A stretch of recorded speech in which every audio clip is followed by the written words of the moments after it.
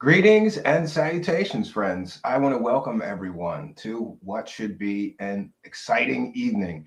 Tonight is a Truthseekers special event. We had a special event revisiting Roswell some time ago with author, lecturer, researcher Cal Korff.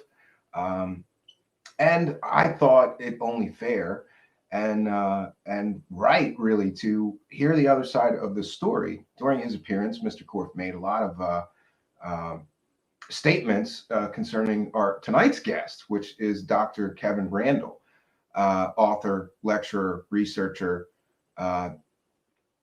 who has written several books on Roswell.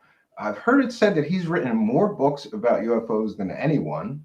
I'm not quite sure. We're going to try to drill down on that. It might be him. It might be Nick Redford is catching up to him, though.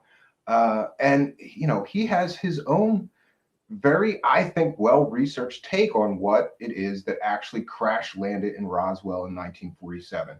So, friends, without further ado, I'm going to welcome tonight's very special guest, Dr. Kevin Randle. How you doing, Mr. Randle? I'm doing fine. Oh, you told me to call you Kevin, actually. Yes, I did. Okay. Actually, I told you to call me Colonel, but that's a whole nother argument. Yeah, absolutely. Okay, so I have an entire list of questions, right? But I thought it would be best if we just talk about the elephant in the room first, because it makes me a little uncomfortable. Another guest came on my show, and he said that your PhD is fake, that you're not a real doctor. And I've heard him post this stuff. So I just want you to know, you know, we try to bring people the truth here. I looked into your educational background and found it to be valid.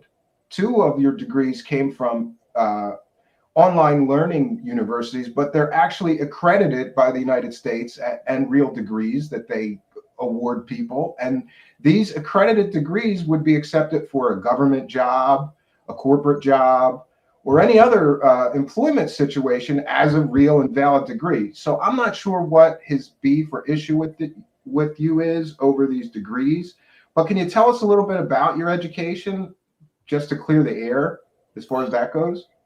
Well, certainly.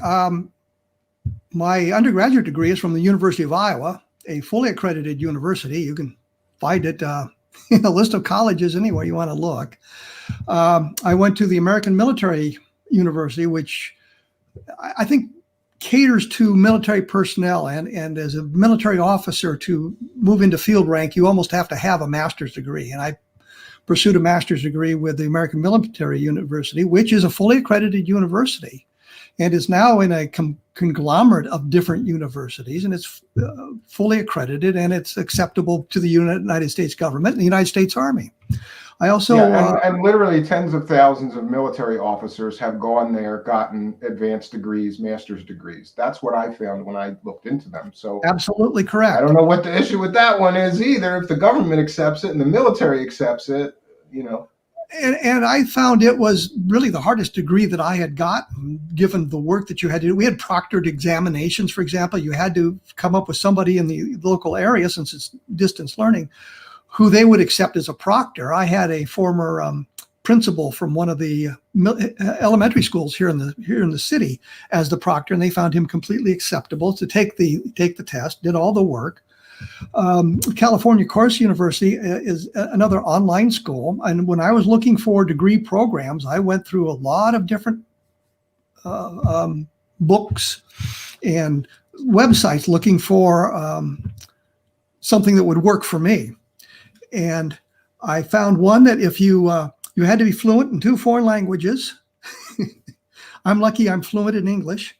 And things like that. I mean, there are degrees, so to speak, of the degrees. Clearly, getting an online degree from an accredited university is not the same as going to Stanford or MIT and getting a PhD from them.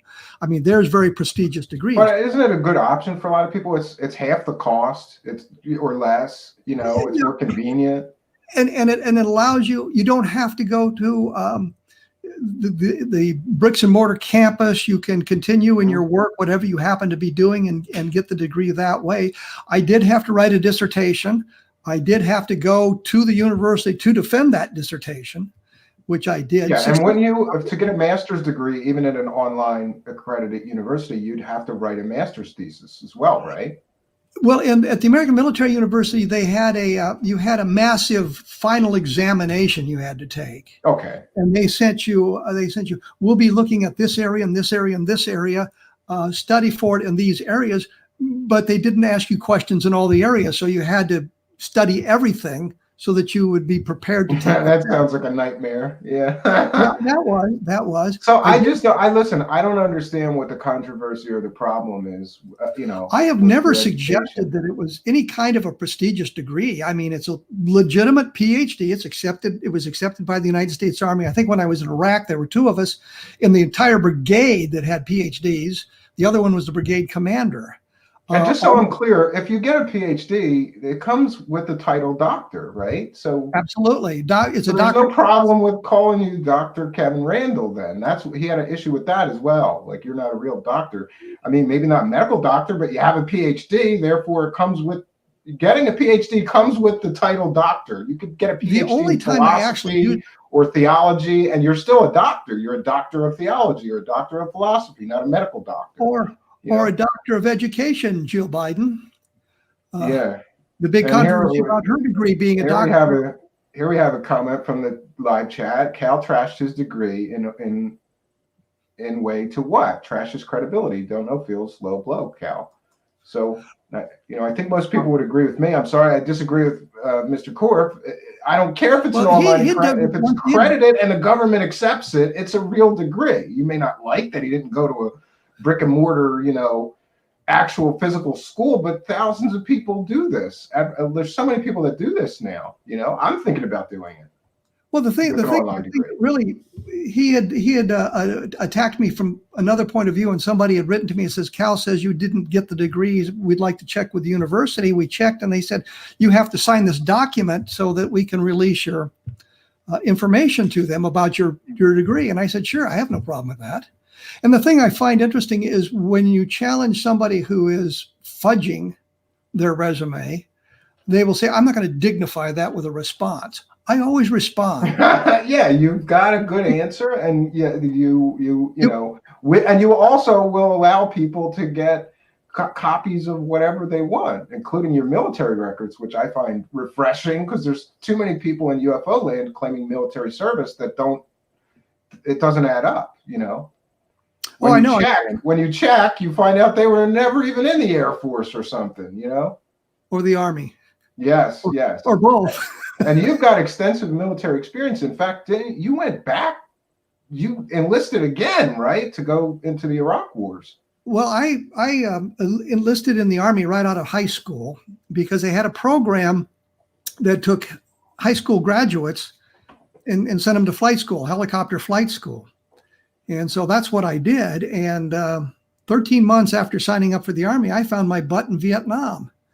And for those who are interested, I tell some stories like I blew a helicopter up on a landmine. Blew it up on a landmine, and people, look at me askance. If you go, I've got a blog called, it's www.vietnamgroundzero.blogspot.com. Vietnam Ground Zero, all one word. And what I'm doing is putting up the information about my experiences in Vietnam, because we've just, to backtrack, I'm getting ahead of myself. Bob Cornett and I wanted to be writers when we were in college. We were in college together. One of the things we wanted to do was write science fiction books. And we would go to the science fiction conventions to meet editors. And we met an agent there, and she signed us up. And she called me at work one day about the Green Berets in Vietnam. I said, yeah, sure. She'd called and says, can you write books about nurses in hospitals? I would have said, yeah, sure, I can do that. Yeah, what do you need, right? Yeah, absolutely. And so Bob and I wrote some 30 books called Vietnam Ground Zero. Well, an English company is reissuing the books. I think the first 7 have come out since July. And so I put up a blog to kind of promote that. And I thought, well, what I'll do is I'll just put up my Vietnam experiences on this blog so that people can see that, yes, I am a real, honest to God Vietnam veteran. So when I say I blow up a helicopter on a landmine, if you go to the blog, there's a story about I blew up a helicopter on a landmine. And you scroll on down, and there's a link to the 187th Assault Helicopter Company. It takes you to their website. And the unit history, you go to 69, which is 1969, and I hesitate to say that because that gives away my advanced age. But you scroll on down to May 16th, and it says Chief Warrant Officer Kevin Randle does this thing, and I think it's aircraft 617, finds the only mined rice paddy in South Vietnam, and then it describes some of the damage done to the helicopter. So you can now go to a source that I do not control and see that I did, in fact, blow up a helicopter on a landmine. The only thing inaccurate about that, it says Chief Warrant Officer Kevin Randle. And at the time I did it, I wasn't a Chief Warrant Officer. I didn't get that promotion for another 2 months. But so I've done those sorts of things. I've been very scrupulous on talking about my educational background and my military background, because I know people check these things out. And I know Stan Friedman checked me out one time, and he never said another word about it because he got the documentation and I was who I said I was. Mm-hmm. I had been a warrant officer in the Army. I was spent a year in Vietnam. I spent 4 years on active duty with the Army. I got out of the Army. I went to college, took Air Force ROTC because as a warrant officer, you could do that. And was commissioned in the Air Force, spent some time in the Air Force, worked as a general's aide for while his aide was on leave, and the general liked me because he had been a B-17 pilot in World War II, and I had been an Army helicopter pilot in Vietnam. So he when I was ready to leave that unit, he said, "Well, on the reserve side, we've got 2 slots available as my aide and as the intelligence officer." Well, I stupidly picked the wrong one and went for intelligence officer. If I'd been smart and knew what I was doing, I would have picked general's aide because you learn a lot more that way. So I know Stan was upset because I was talking about being an intelligence officer. I was serving in the reserve, and I've served on active duty as an intelligence officer. And I'm sure he checked that out, but he never said a word about it. And maybe it's the number of fraudsters out there that claim these things, and meanwhile, here's a real and genuine military officer that really was an intelligence officer that really has these educational credentials. And it's kind of hard for some people to believe that there is genuine people, Well, I think part of the problem was when I got back from Iraq, the man whose name I do not want to speak, Cal, sent me this letter or this email about, we were colleagues and brother officers and blah, blah, blah. And he's in some organization that nobody can find, some mythical organization, and said he was a captain and I was a captain and all of this stuff. And I'm thinking, I don't want to talk to you. And I think that kind of annoyed him. And then I got promoted to major. So suddenly he was no longer a captain. He got promoted to colonel. So I've not heard that kind of stuff. So and then the funny thing was, he talks about, well, my organization is super secret. I'm thinking, then why are you blabbing about it all over the internet, you boob? And then the second thing that got to me was you couldn't find any reference to it on the internet. Well, if you want to look up the organization from which I've been commissioned, the United States Army, you can find it all over the internet. But you can find documentation. There's a picture, well, again, on my blog, the Vietnam Ground Zero blog, there's a picture of me in flight school. We're the whole platoon sitting there, and I'm in the second row, and I think I'm second from the left. And so I put that picture up on the blog. It's not a very good picture, and it'll be hard to identify me, but you can see it. There's a picture of me up in dressed in my jungle fatigues in Vietnam, complete with my .38 caliber revolver with the peace symbol on it. So that's pretty funny. And until I heard him say something like this, I've never heard anybody. I've heard you on so many different, podcasts and documentaries and television shows, and I've never heard anybody say anything negative about your education or about your military service being suspect. So I think we've covered that, and we can move on to Roswell. I guess the first big question that I had is why the interest in UFOs in general, but then why did you become what I would call laser focused on investigating Roswell as one of the early civilian investigators? The interest comes from my mother. She was a big science fiction fan, and science fiction is about alien visitation and alien civilizations and space travel and all of that. And when we start talking about UFOs, you're talking about alien civilizations, space travel, and all that sort of thing. So it just kind of flowed together. In fact, one of the first movies I ever saw my mother took me to was Earth versus the Flying Saucers. And that kind of sparked the interest. So it carried on from that point on. Um, I was at a science fiction convention in Milwaukee, Wisconsin, and there were three of us that were going to debate UFOs with two guys from the Center for UFO Studies. I was on the con side, and Don Schmidt and another fellow was coming up from the Center of UFO Studies, and we were going to debate it. On my side was Frederick Pohl, and I think George R.R. Martin was the third guy before he became George R.R. Martin and Game of Thrones. Wow, interesting. Well, I actually was in his house in Dubuque once before he was George R.R. Martin, when he lived in Dubuque, Iowa. But when Don showed up, the second guy couldn't make it. And I thought, well, this is not fair, 3-1, and it's a debate. So I switched sides, because you can't, in a debate. That's interesting how that happened. So there's how you became friends with Mr. Schmidt, I suppose. Right? Absolutely. And I was putting together a book that was based on the magazine articles I'd written in the 1970s called the UFO Casebook. And there was a bunch of stuff there. And I interviewed a couple of people who were in the UFO field to flesh out the book.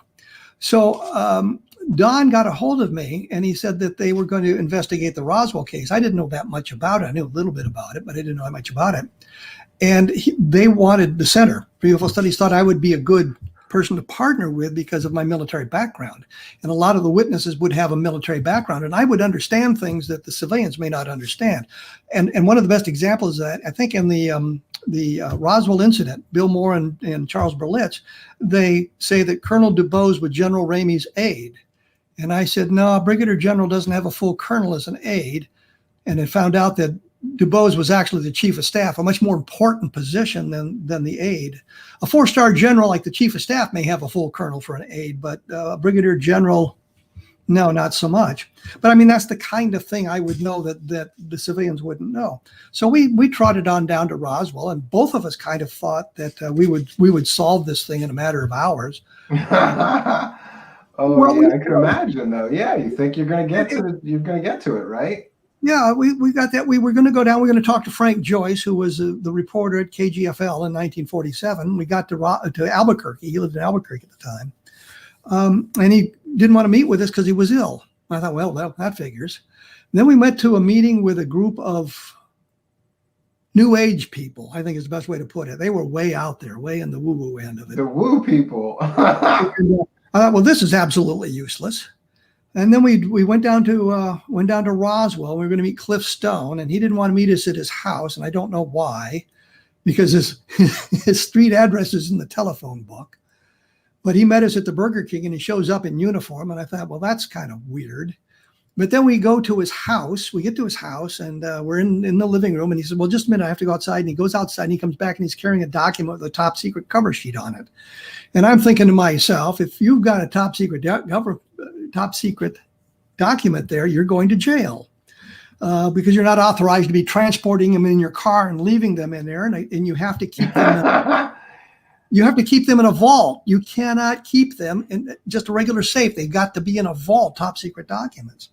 So I know he was a little bit weird, but he did put us onto a couple of people, like Ralph Hike, who provided a number of interesting leads for us. The final day, we go to meet Bill Brazel. Here's the guy, Bill Brazel. And he meets us in Carrizozo, New Mexico. We meet him at the Outpost cafe or bar and grill or whatever the hell it was. And there's pictures of Don and Bill Brazel and me standing in front of the Outpost, by the way. And Brazel had said to his wife, and he told us this later, that if he liked us, he would help us. And if he didn't like us, he'd just blow us off. Well, he apparently liked us because he was going to help us. So we spent an hour and a half with him interviewing him. And as we were going back to Albuquerque, I said to Don, we've got to come back. Everything had blown up except for Bill Brazel. And Bill Brazel comes across as very credible. And he's the guy that handled debris. His father was the guy that found it. This is the guy we want to talk to, and we need to come back. Interestingly, we published great chunks of that interview, transcript of that interview, in our book, The UFO Crash at Roswell. Stan Friedman, without credit or attribution, published it in his book as well. Yeah, nice job, Stan. I think, wasn't it very, can I ask you another question that I think is important? Wasn't it a lot more competitive between the people that were researching and writing the Roswell books? Because I've heard a lot of stories that seems like you guys were going at it, trying to get to it and get your books on the market before this guy's, and yeah. No, I think what happened, we had the Roswell came out in 1980. Nothing else had been done. Stan got diverted into the MJ-12 nonsense. So he was chasing that. And in fact, the center had talked to Stan about it and asked him about additional witnesses. That's those people you need to talk to. And he was all on board for it. So after we got down to Albuquerque, I think it was in February of 1989, and we're driving back to the airport in Albuquerque so we could fly home. And I mentioned to Don, we could do a book on this, but we've got to come back because there's more information to be got. And so we'd come back a number of times. And then Unsolved Mysteries did their thing in September of 1989 about Roswell, and I was one of the participants in that, as was Stan. And just so you know, Mr. Randle, Kevin, I'm allowed to call you Kevin now. The first time I ever saw you was on the 1989 Unsolved Mysteries. My father watched every single one, and I remember sitting and watching that one with my father. So that's why I was so happy, because the first time I ever saw you was on Unsolved Mysteries in 1989, watching it with my dad, and now you're on my show, which is just a little bit amazing to me. Well, let's go one step further. So I'm in Iraq, and these two sergeants come up to me one day and said, "Do you have a brother?" And I said, "No, why?" He said, "Well, we were watching this program, and there was a guy with the same last name that looked an awful lot like you, talking about UFOs." And I said, "Program probably from 10 years ago." So realized it was me on the program. That was the first one that I had ever done. I'd done radio programs prior to that and things like that. But that was the first time I ever appeared on TV. And then later on, after we finished the book, there really wasn't a race to get the books out. What happened was Stan came to Don and me, and what I remember is talking to him in the parking lot of this restaurant. And we must have been inside at some point, but I just remember us talking about it, and he proposed to us, "Well, you should put my name on your book. My name would go third, and you should give me a quarter of the money." And I'm thinking, why? What have you done for us? Oh, no. All you have done is throw roadblocks in front of us as we tried to move through the investigation, as we got into it. And we brought him, he got more interested in it because he realized there was a lot to be done there. So we put out our book, and then he was, "Well, mine's going to be a hardback." And I'm thinking, so a book's a book. And then my father says to me one day, "When are you going to write a real book?" And I said, "What do you mean by a real book?" And he said, "One with, hardback." I'm thinking, I thought I'd been writing real books. It's not real unless it's a hardcover, Kevin. Yeah, well, then we got The Truth About UFO Crash at Roswell in hardback. So there we go. We had a hardback, so everybody was happy. I'm pretty sure I have that book and the hardback edition too. It's on the shelf right over here. Stan got this bug that I think it came out of the investigation back in 1980. They didn't have any stories of alien bodies. They had Jesse Marcel, they had Walter Hott, they had Bill Brazel, but they're not talking about alien creatures. They're not talking about bodies. And then Vern Maltese, I think it was, met Stan at a lecture. And he says, "My uncle, Barney Barnett, saw a crash craft in the bodies over on the plains of San Agustin, which is this prehistoric lake. It's a dried up lake bed in New Mexico, just west of Socorro."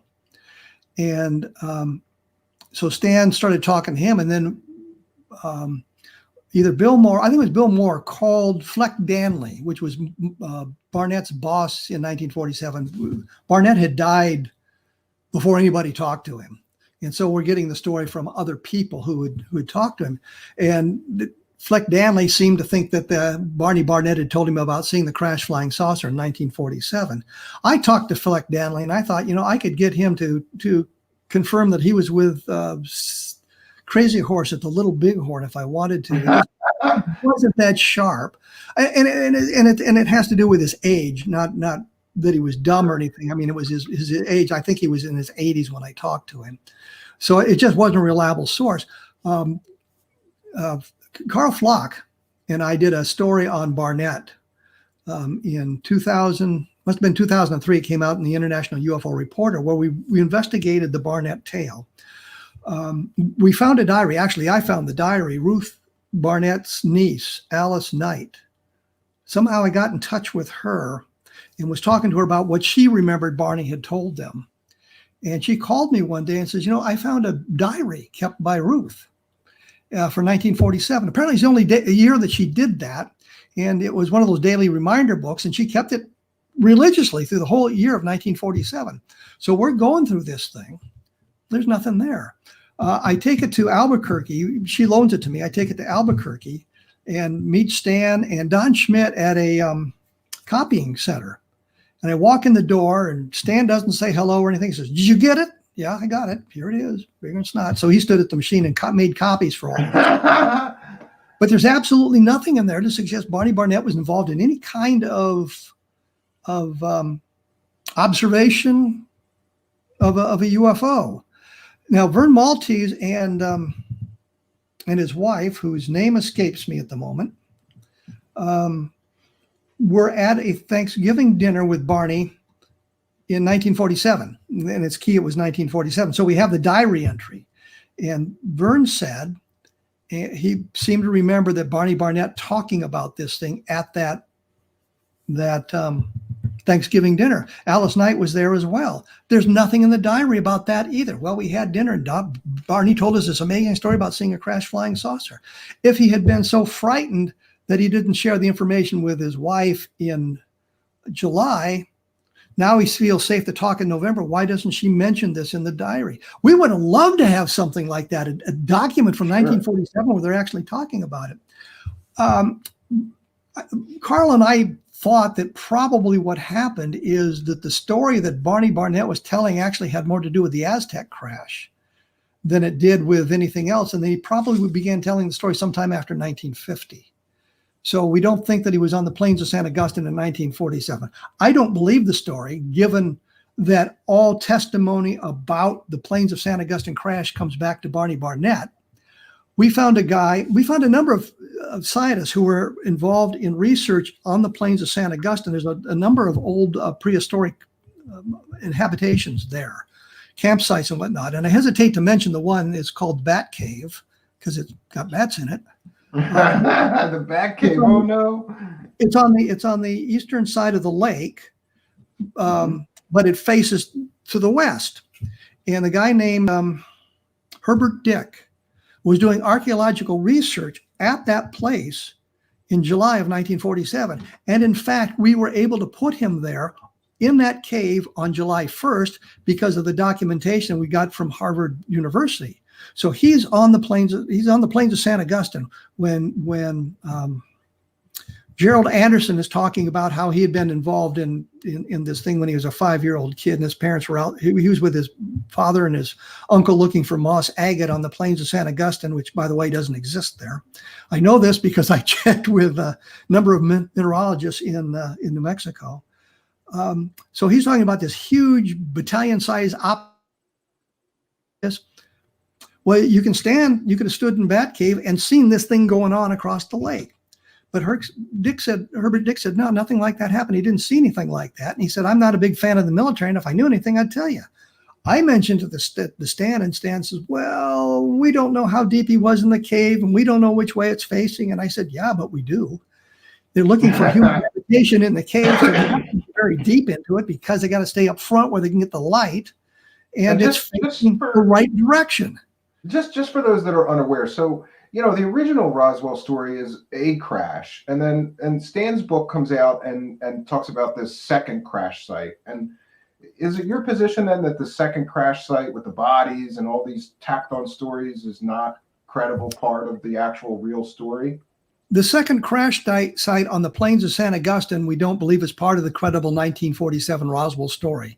There is a second crash site closer to Roswell where bodies were recovered, according to a number of people that we talked to, including Chester Lytle, who was a scientist of some renown and helped develop the atomic trigger for the atomic bomb and was working on hydrofoils and things like that, was a good friend of Butch Blanchard. And Butch Blanchard being the commander of the 509th Bomb Group. I sometimes forget that people aren't as meshed in the minutiae. Yeah. But Butch Blanchard was the commanding officer of the 509th Bomb Group at the time, and he was responsible for all the recovery operations.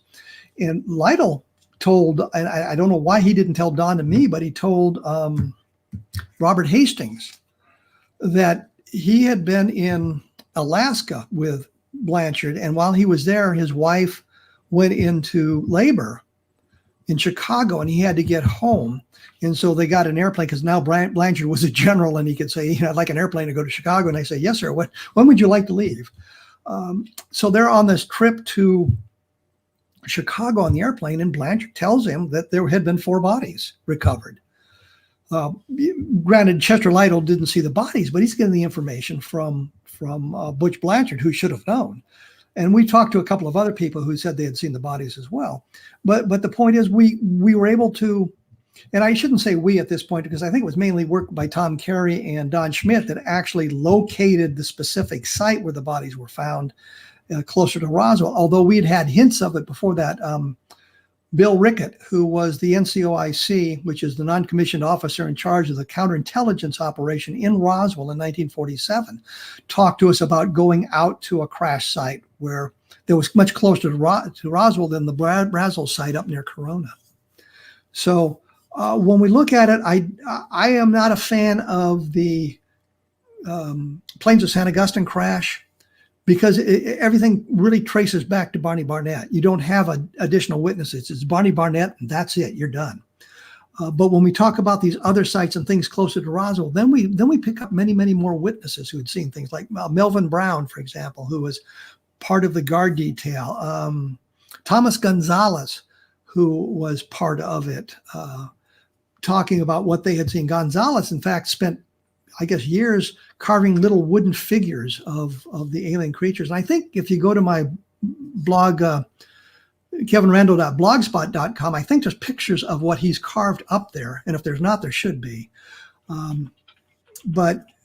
So we have much better evidence for Roswell, and we have very little for over on the Plains of San Augustine. But I think when they started, the only story about bodies, alien bodies, was that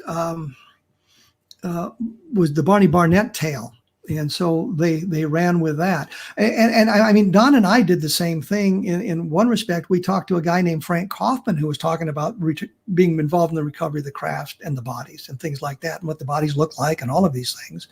And it turned out that Frank Kaufman wasn't telling the truth.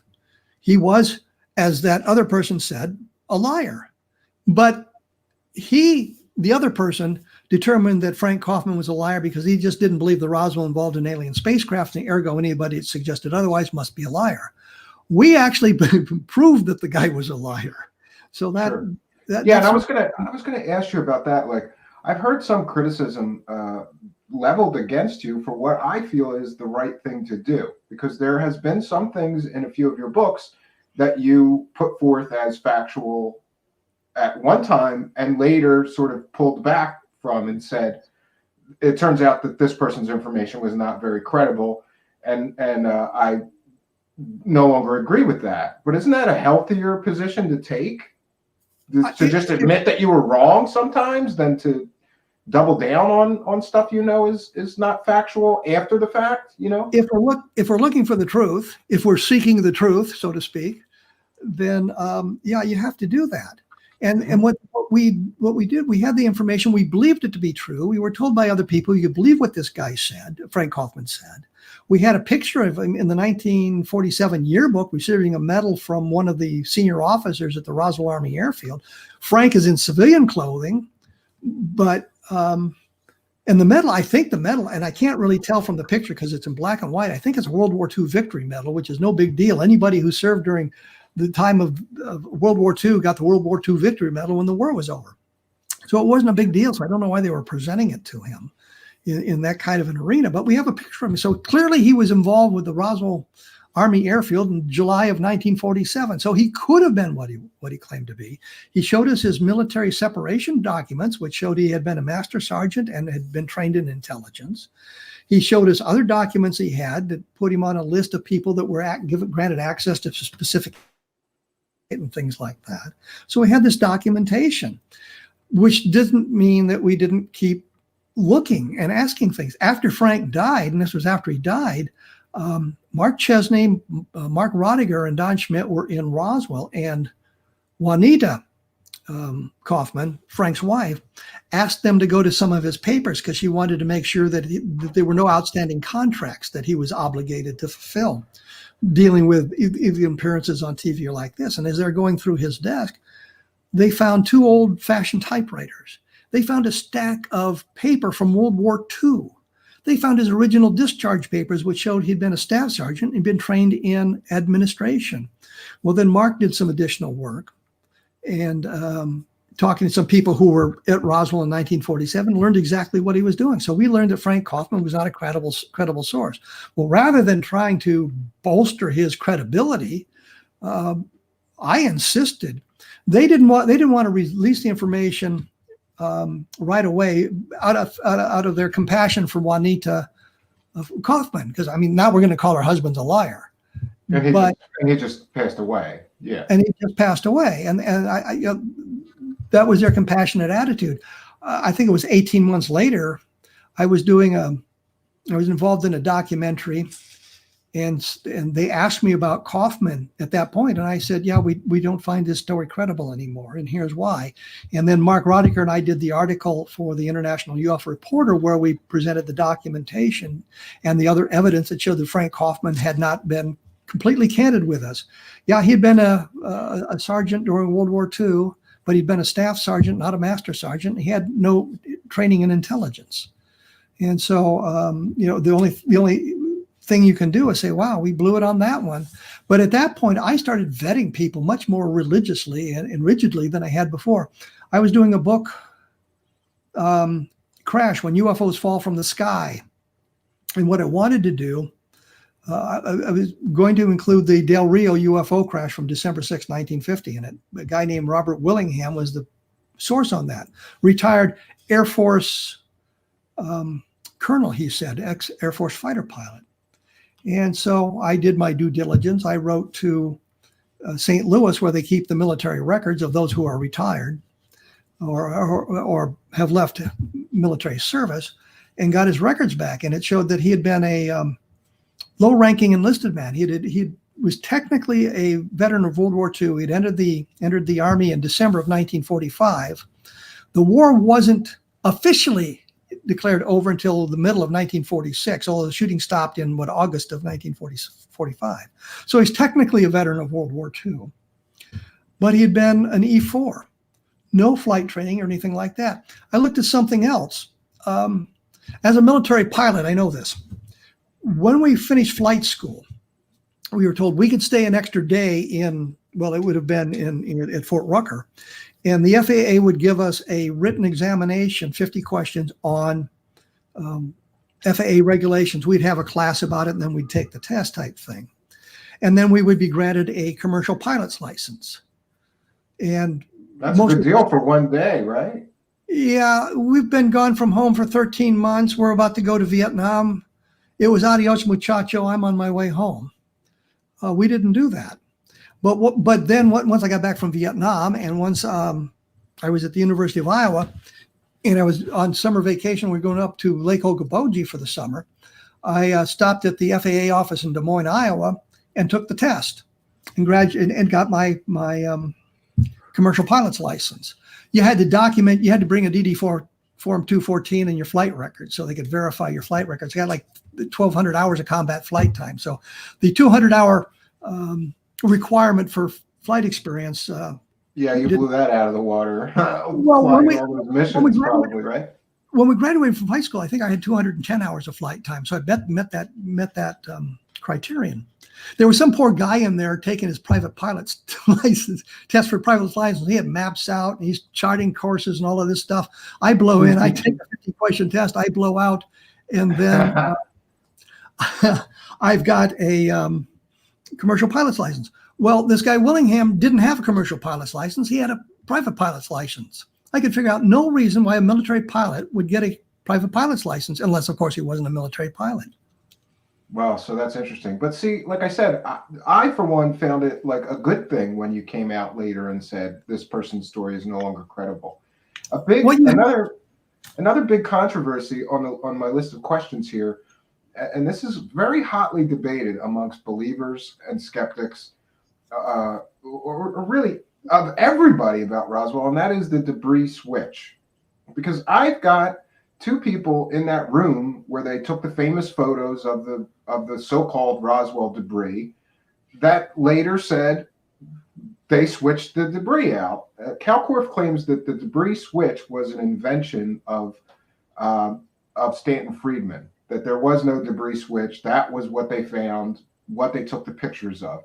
But these two military gentlemen there, Marcel and Colonel DuBose. Colonel DuBose, later said, and I have like the written quotes of what they said, is that was not the same debris that they picked up from the ranch.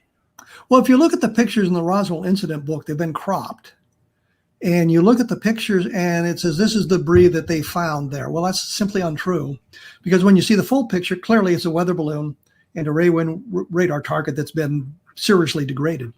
So that's absolutely right. That the pictures show stuff. But Marcel said that's not the stuff I brought from Roswell. And DuBose said the debris was switched. Now, the interesting thing is, I think that person whose name I don't want to mention, Kalkorff, oh boy, said that when Stan found the full pictures, he talked to Marcel about it, and they came up with this idea that the debris was switched to keep the story going. Okay, let's say that's true. Let's say that happened. What's the motivation for DuBose to say it? Yeah. There's no. He's not looking to be on TV. He's not looking to write a book. He's not looking for any kind of fame or glory. We went to him to talk to him about it, and he brought it up about the debris being switched. So we've got two people who are absolutely. That's a colorized version of it. Which actually, I want to thank one of my viewers here called Spooky, who went and colorized the original photos, which I think really but make it look more realistic that this was crazy. Now, here's my problem with the debris switch. The people that don't believe there was a debris switch is this. These are intelligence officers for the 509th Bomb Group, the only bomb group in the United States that handles nuclear weapons. They have access to the greatest technology in the United States. They see these weather balloons and experiments all the time at the base. I think they would know what a weather balloon is, a crashed weather balloon is. And the other thing I would like to ask you, because my father was a military man like you, if your commanding officer were to order you, you're going to stand there when these photographers come in and keep your mouth shut, and they're going to take these pictures, don't say a word. You're going to do that, right? You're just going to do what you're told. There's no motivation for Marcel when those pictures are taken to stand up and say, no, this isn't the stuff I brought. The general's sitting right there told him, you don't say anything about what's going on and just pose for the picture. So that's what happened. I have the story from J. Bond Johnson, the guy that took the pictures that we're showing here, those pictures. J. Bond Johnson, I talked to him 4 or 5 times, and his story radically changes. That's the real. He finally says that's the real debris that they brought from Roswell. No, it's not. But it's because he learned that if what he photographed was the weather balloon, and in the picture of General Ramey, you can see the balloon back there. The black mass behind Ramey is the degraded weather balloon. He realized that if all he took of pictures was of this debris, this from a Raywin target, then his pictures aren't as important as if it was the real stuff. The pictures are important because it puts the people in Fort Worth on July 8th, 1947, talking about this specific thing. And this is the one of the pictures of Ramey. He's holding the memo that we all have been trying to read for a decade. Yeah, I was gonna. That's on my list of questions as well. Right. Here's the picture of the famous, and I have an even better. No, I have a close-up somewhere. It's the other picture of Ramey. Ramey and DuBose, I think, is the one where he's got the memo as we see it, as we try to yeah, let me find. I have some other photos here of that, I believe. Yeah, but what do you think of these people who claim that they've decoded what's on the memo, and it talks about bodies and crash recovery and things of that nature. Do you think that it's credible that people are actually getting what was really on that piece of paper through digital technology now? I've looked at that thing literally for decades. I've been involved in two attempts to read it at the University of Texas at Arlington. And thanks again to Spooky. This is why it's tantalizing. You can almost, you think it looks like you could read that from this angle. It looks like it's readable. And when you get to a blow up of just that, I've got an 8x10 blow up, and you can actually read some of the words. You can see Fort Worth, Texas. You can see weather balloons in that memo. But the way it's folded and the way it's bent, it obscures some of it. There's a line at the very top, and I think David Rudiak has decoded it as saying victims of the wreck. Others have brought up other things. One of the people that I was involved with trying to scan the thing thought the word instead of victims was viewing of the wreck. Well, that changes the context of the memo completely. Sure. And totally. The other thing is J. Bond Johnson at first said that he brought the document into Ramey's office, and it's the teletype from the Fort Worth Star-Telegram. And he handed it to Ramey, and so Ramey's holding that in the picture. Well, if it's a teletype from the newspaper, then it's not that important. Johnson later changed his story and said, no, I didn't bring that in there. It was on his desk, and I handed it to him so he'd have something in his hand. And I'm thinking, yeah, that makes a lot of sense. But the last time we did that, and it was February of this year, I was down there with a number of people. And what was the History's Greatest Mysteries on the History Channel? They did the 3-part Roswell segment, and I was there. A guy named Gene Cooper brought in his equipment, and he now scanning the negative almost down to the molecular level. And so he did a new super high quality scan of the actual negative. It took him hours to do it. I mean, it would take a picture and take a picture and take a picture as it moved across the whole thing, taking the picture, and eventually it gets down to almost the molecular level. And then what he does is he puts it all back together in layers that tries to clarify it. And when he got it all done and we looked at it on the screen, I'm thinking, oh my God, it doesn't say viewing, it doesn't say victims. There's a different word up there now. But that's the problem. You can almost see what you want to see. I know Tom Carey said the moment he saw he flashed the thing up on the screen. He was the state section director in Pennsylvania, and they had a meeting at his house, and he had a slide with it, and he threw it up on the wall, and he looked at it, he said it jumped out in view of victims of the wreck. I can look at that and I can see viewing of the wreck. I can see victims of the wreck. I can see where it's so messed up you really can't tell. And you're getting down, when you get down to the molecular level, then you get all that other trash from a regular old negative. We don't have that problem with the digital cameras today that we have with that negative.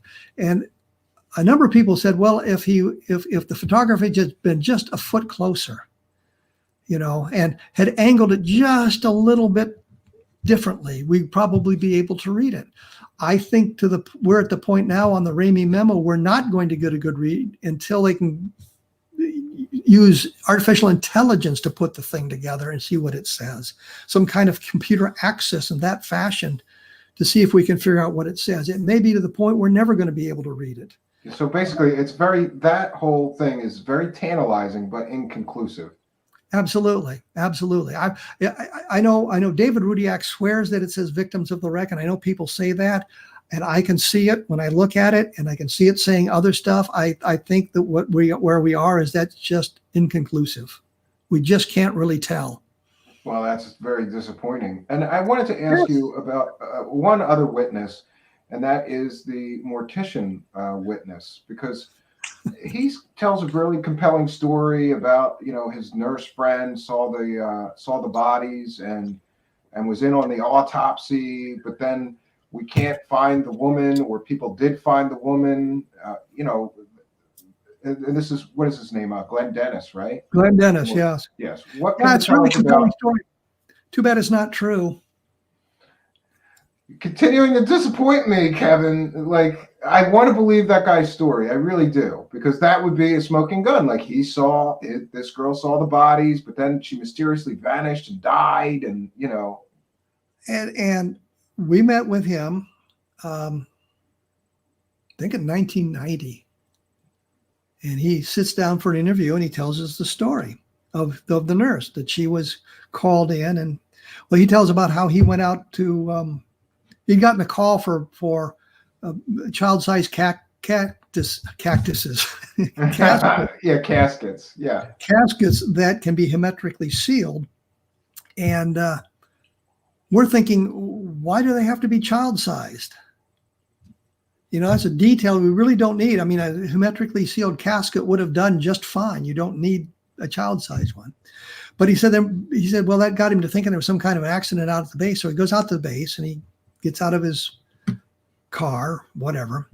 And as he's walking in, he looks in the back of the ambulance and he sees some debris in there and something that's got kind of the top of a canoe on it, like the front of a canoe. And he goes in there and she tells him, you got to get out of here. You're going to get in trouble. And this mean captain comes up and yells at him and tells him to leave and says that, and Dennis says, well, I'm a civilian. You can't do anything to me. And I'm thinking, well, that's a stupid thing to say because you're on a military base. You want to see how fast they can throw you? Yeah, they can do all kinds of things to you while you're on their Because you're on a military base, but yeah. do that as it may. The captain says, you'll be surprised what I can do. And the NCO says, you'll be picking your bones out of the sand. And he says, this NCO is an African-American fellow. And I'm thinking 1947, I'm not sure they'd put up with that kind of talk from an NCO like that. But so he leaves, and then she meets him and tells him about seeing the bodies and all of this stuff. And so we're talking to him, and I said, well, we need the name. And he said, well, I'll tell you the name, but don't tell anybody. Make your search for it, but don't tell anybody. Her name is Naomi Self. I'm thinking, okay. So months later, I'm talking to Glenn Dennis about something on the phone, and he berating me for not finding Naomi Self. He says, I gave you the name. Why can't you find her? And I said, we've been looking for a number of people, and there's a guy named, well, I'll just pick one out of the air, George Schultz. We've been looking for him. I said, I talked to a guy by that name today. He was a major in the Army Air Forces, but it's not the right guy. And Dennis says, oh, I know him. He lives over in Alamogordo, or Las Cruces, over in Las Cruces. And lo and behold, that's the right guy. But the point of the story is Glenn Dennis is yelling at me because I have not found his nurse. I've just now found this other guy by accident, but I haven't found his nurse. A guy named Victor Goljubek took an interest in the nurse. I tried to get the daily reports from the Army. Back in 1947, every unit had to fill out a daily report. So every squadron on the base, every unit on the base would fill out a daily report and tell you who was sick, who was on sick call, who was on leave, who had joined the unit, who'd left the unit, so they could account to everybody. Everybody's names appear in these lists. And we found a number of people's serial numbers on those so we could get their records and find out exactly what we needed to know. And Naomi Self never appeared there. But I got the medical units. I requested the medical units, but I got the HHC, the headquarters, and so it didn't help. And I mentioned that to Goljubek. Well, he managed to get the morning reports from the beginning of 1947 through 1948. So he had a whole stack of them. Her name never appears. So Vic confronts Dennis with this and says, no nurse. Well, he went through a lot of other things to do. He found a listing of all Army nurses, 125,000 women who'd been Army nurses. Naomi Self didn't appear, didn't appear on his list. Wow. You got to admire his dedication to go that far. Absolutely. He went and found all the names of all the nurses working in the civilian hospitals in Roswell to see if maybe she had been a civilian nurse. No. So Vic confronts him with this, and Glenn Dennis says, well, I told him I'd give him a name, but it wouldn't be the right name. Her name wasn't Naomi Self. So he's now set us back to ground zero. But I remember exactly what he told us. Don't tell anybody what the name was. Then he proceeded to tell everybody under the sun what her name was, including Philip Klass. So that kind of soured me on Glenn Dennis. And then we found some other things out, that he wasn't a mortician in Roswell in 1947. He was an embalmer, which means he worked in the mortuary, but he wasn't the mortician. And he was having this affair with this nurse, sort of an affair. His wife was pregnant in 1947. We thought, well, that's pretty crappy. He said she was killed in an airplane accident in Europe. She'd been transferred to Europe, and she was killed in an airplane accident with 5 other nurses. I went through the New York Times from July of 1947 to like 1953. There's a big index. Now you can do it online and do it in seconds. It took me hours, but they would break down the various news stories, including aircraft accidents. And I went through their indexes for literally years and could not find an accident that killed 5 Army nurses at one time. Don Berliner went through the Stars and Stripes. The Stars and Stripes is a newspaper that's printed overseas for the military personnel stationed overseas.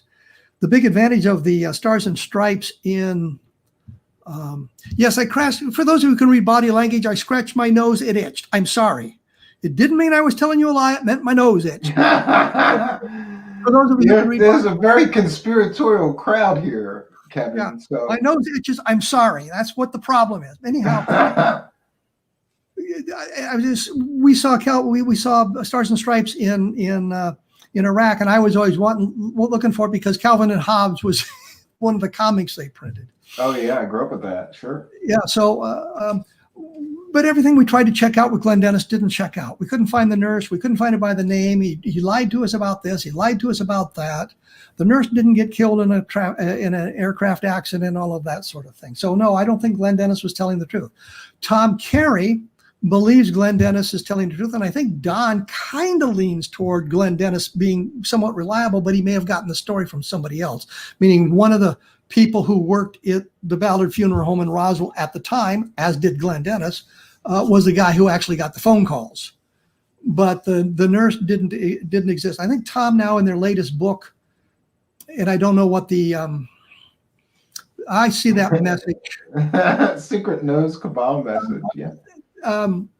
Names a different nurse who worked in a clinic in Roswell in 1940 as being the real nurse. But if you're dealing with something like that, you're not going to bring a civilian nurse in there. You're going to deal with the people that are on the base, and you can control who they are and what they say. So I'm sorry, I just don't believe the Glenn Dennis story. I don't believe the Barney Barnett story. I do not believe the Gerald Anderson story. I do not believe the Frank Kaufman story. On the other hand, I certainly believe the Edwin Easley story. Edwin Easley was the base provost marshal in 1947. Base provost marshal is the same as the chief of police. He was in charge of two companies, actually a company and a squadron. He was in charge of the MP company and the 390th Air Service Squadron, I think it was, which is also specialist. And the MPs patrolled the town. The Air Specialist Squadron was involved with security on the base. So he was in charge of that, and he told me in a discussion, he was always very careful what he would say to me because he was worried about the oath he had taken back in 1947. He didn't want to violate the oath he'd taken. So he was careful what he said. He would say, I can't talk to you about that. I'm sorry, I can't talk to you about that. And I'm on the phone with him one day, and I said, are we following the right path? He said, what do you mean? And I said, we think it was extraterrestrial. And he said, well, let me put it this way. It's not the wrong path. So there's a guy, primary staff member, senior officer at Roswell in 1947. I'm the only person that ever talked to him. And he told me it was the right path and it was extraterrestrial. He told family members as he was dying of cancer about the creatures. Oh, the creatures. When that guy's name, I don't want to mention, Cal Korff, attacks me. But you keep mentioning him. Yeah, okay. Yeah, I know, because I want people to know what the hell I'm talking about. I don't know what's going on. Sure. When Cal Korff talked about him in his book, he actually confused the testimony of 3 different people when he was trying to denigrate the story told, the information from Edwin Easley. Curry Holden, one other fellow, and of course Edwin Easley. I think it was Cavett, Holden, and Easley. He confused the testimonies given by those 3 people and created one massive conglomeration that was filled with wholly inaccurate information. So when he says, well, we've discredited Edwin Easley, he hasn't done that. He's discredited himself in that fashion. And I mean, I can go on like this. I'll tell you another story because it's kind of funny. Korf was reading from my book. He used to do the scandals of Kevin Randle on YouTube. I don't know if you can find them anymore or not. And he's reading from the book. I think the UFO crash at Roswell. And Jesse Marcel comes to his son, and the son says, "What is it?" And Jesse Sr. says, "Well, it's a flying saucer." And Korf says, "No, didn't use the term flying saucer in 1947. They were calling them flying discs." I'm thinking if you look at the Roswell Daily Record for July 8th, 1947, it says RAAF, Roswell Army Airfield, finds flying saucer in Roswell region. I mean, it's in the newspaper, for crying out loud, on the very day. The next day it says General Ramey empties Roswell saucer. So they use the term. So he's there saying they didn't use the term flying saucer. And I on my blog, the Kevin Randle, you type in Cal Korf's name and you'll come up to a number of stories where he and I argue about stuff. But one of them I did was, here are the newspapers from July of 1947 with the term flying saucer, and it used 4 examples. So, he did a lot of stuff like that in the book, and says, well, I discredited this and I discredited that. No, you didn't. You think in your own brain you did, but you certainly did not. And I was also wanted to ask you on the subject of bodies, is there other less known people that you've interviewed that talked about bodies or autopsies or where the bodies were taken that you're aware of that you did find credible insofar as the story there's of Melvin bodies? Brown. There's Melvin Brown, who was an NCO. He was a cook at Roswell, but if you've been in the military, you know that when you suddenly have, well, everybody goes through basic training, and in basic training you learn a number of things like how to stand guard duty. And yeah, a lot of that, I'm sure. Yeah. So when you got a lot of people you need to deploy into some kind of an area for whatever reason, you grab everybody you can find and send them out there. Mm-hmm. I saw that note. Cal would lose because I'm actually trained in the use of firearms. Hey, just so you know, everybody's already asking me if you guys are going to be on the show together. And here's what I'll say about that. If you guys will agree to it, I'll do it. But I think my only task would be to keep time, because I don't think that, that kind of debate would be great. But I think you guys would just talk over each other. And so I guess I could just referee and, keep a timer. Here's you the have problem. 5 minutes. You have 5 minutes, Here's the problem with that. Back a decade and a half ago, Rob McConnell at the X-Zone Broadcast Network would have Cal Korf on his show once a week. And I learned through second or third hand people said, Cal Korf is challenging you to a debate. And he's saying that you refuse to debate him about Roswell on this show. And I said, I've never heard about it. So I got in contact with Rob McConnell and we set up a debate. We were going to do a debate. It was going to be a 3-hour debate. I would have an hour, Korf would have an hour, and then the two of us would be on for the last hour talking about it. And I'm making notes of what I want to say, and I've got notes here, and I'm pulling all the information out, so I've got it at my hand, so I don't have to say, oh, the name escapes me at the moment. Sure. Yeah. I have all that at my fingertips. And my wife keeps saying, what are you and Rob going to talk about for 3 hours? She doesn't believe Korf's going to show up. And we get down, we're within hours of the debate starting, 4 or 5 hours of the debate starting. And I get a note from Rob McConnell, Cal is pulled out. He's now off on some super secret terrorist mission, and he can't participate in the debate. He didn't show up. Oh, and actually, he's monitoring things from the Facebook live chat. He says now he's lying about the debate. It was canceled because of death threats. I offered to do it again, and that offer still stands. Well, there we go. I see Cal is now. That's completely untrue, Cal, and you know it. Well, I'll give you both guys, you both have an open door here, and listen, I just want to say that I like and respect both of you guys for different reasons. So, I don't like to see you disagree so strongly with each other, especially for so many years, but if you want to get it over and done with, we can have a nice talk here, and I'll just moderate the time. And I thought it was over and done with years ago. And then I find out he's on your program calling me a liar. So I just thought, let's talk about these things. He calls all the witnesses liars. He hasn't talked to them. Sure, some of them are liars. I agree. I've exposed them myself. Sure. Jesse Marcel, and I hesitate to say it, but Jesse Marcel Sr. had a tendency to embellish things. And I think part of it came out of the Bob Pratt interview that was done in 1978 with Marcel, the first really long form interview. We've got the transcript from it, but the transcript notes are very difficult to read because it's like one 8-page paragraph with little insertions here and there. Mm-hmm. And there's one place where if you insert a comma, you change the meaning of the sentence completely. Marcel was talking about how on his third mission in the South Pacific, his airplane was shot down and they had to bail out. And Pratt says, everybody survive. And the answer written in there is all but one crashed into a mountain. And so you're saying, well, then Marcel and one other guy survived. He's not saying he was a lone survivor, but Marcel and one other guy survived. But if you put a comma in there, and you survive, changes the whole context. Yeah. One guy crashed in the mountain and died, so it changes the contact. Marcel said that he had 5 air medals, which. And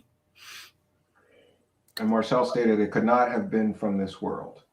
Yes, he did. By the way, it's Marcel with 1 L, but who's okay? Sure. But if you go and you read Linda Carley's book about her interview, it's For the Sake of My Country, her interview about Tony Braglia. 4 hours. Tony Braglia, yes. Yeah, we can get to that next if you don't mind. Her 4 hours interview with Marcel. And there's one point where he begins to talk about how he had performed an operation on a guy because his surgeon wasn't available and they did it over the radio. And his wife interrupts and says, "Oh, not that story again." Like she didn't even know. Yeah, that's crazy. Yeah. But he said he had 5 air medals. We could only document 2. And to kind of put it in perspective, I have 41. But in Vietnam, we got an air medal for every 25 hours of combat assault flight time and 1 for every 50 hours. And then once in a while, we got air medals for valor. I got 2 air medals for valor as well. So I got the first Oakley cluster like 3 times. So I've got 41 total air medals. So him having 5. Your dress uniform must look great, though. You got that whole. Well, you only wear 1, and then the air medal, you've got a little 41 on it and a V for the valor thing. Oh, cool. So, when I was in ROTC, we had a dining out, so we're in dress uniforms, and we can wear our medals if we have any. So I'm one of the people, a Vietnam veteran, to have this. And my friend Bob Cornett, who I mentioned earlier, there was a guy at the head table, and he's looking down at his medal, and he's looking at mine, and he's looking at me, and he's trying to figure out how this ROTC cadet could have all these medals. But I'd been to Vietnam, so that was how I did it. Yeah, you did things a little backwards. ROTC after you were already flying. Well, no, I was a ward officer first, and as a ward officer, then you go to ROTC and you get commissioned. But I only had to go for 2 years, and I didn't have to take the stupid summer camp thing. And so I graduated. After we graduated, I was commissioned in the Air Force as a 2nd lieutenant. So sure. And then somebody asked about this Tony Bragalia. Tony's a nice guy.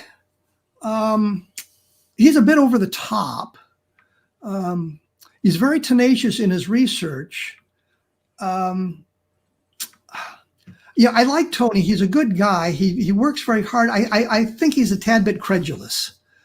He accepts some things that he and I argue about. Well, we can look at the Roswell slides thing. And again, you go to my blog and you just type in Roswell. Sure. And by the way, I just wanted to mention that I remember the Roswell slides, and I remember saying, "This is not going to end well." And I caught a quote from you saying exactly that. This is not going to end well.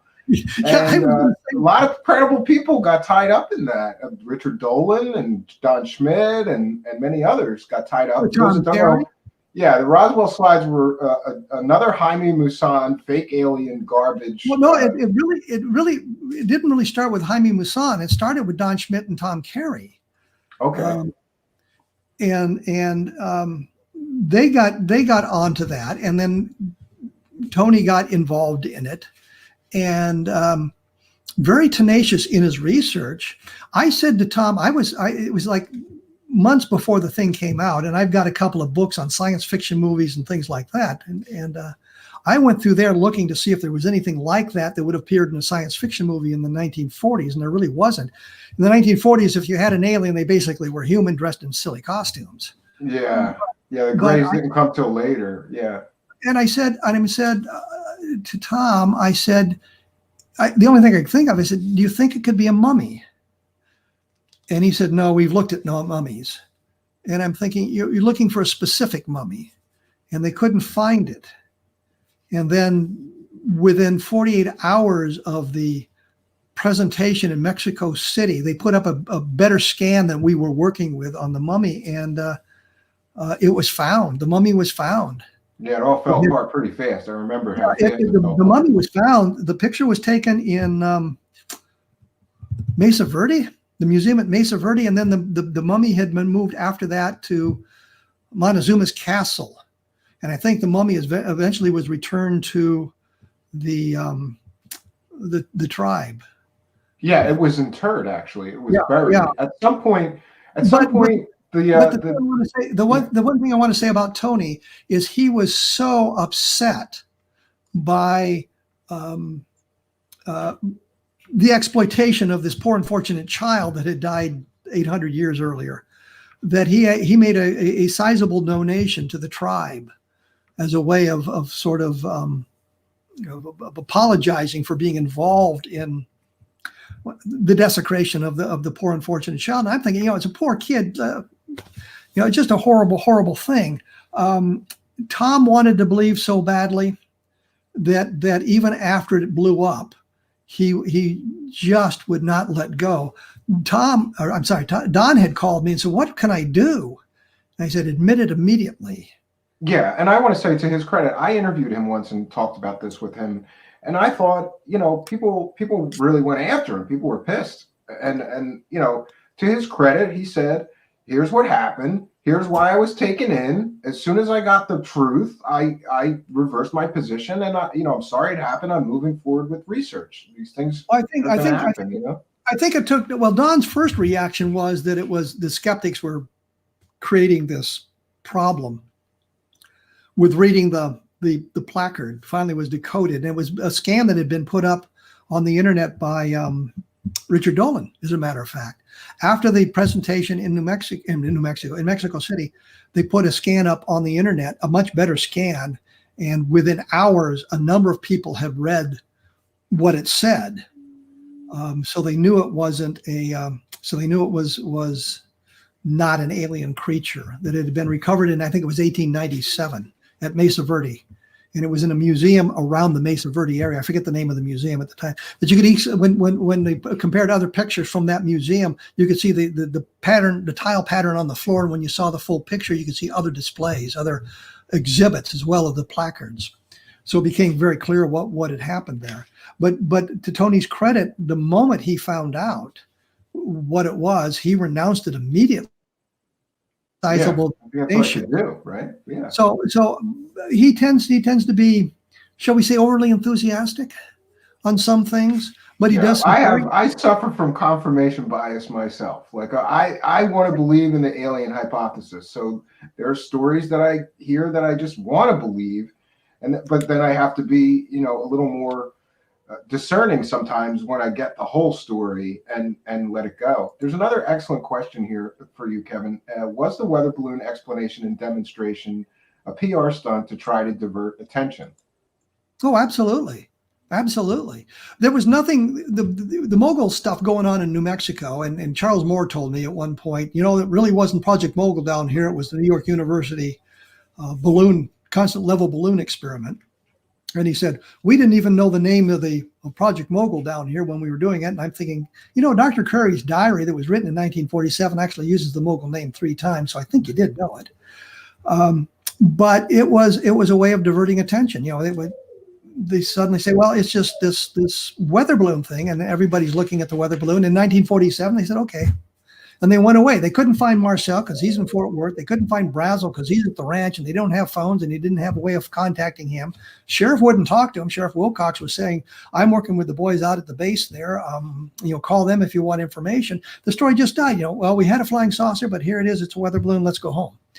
And in and it stayed that way till the late 70s, really, right? It just you go back. Well, actually, not quite, because in 1966, Frank Edwards did a book called Flying Saucers Serious Business, and he has a small, quick paragraph. I think it's called Picking Up the Pieces.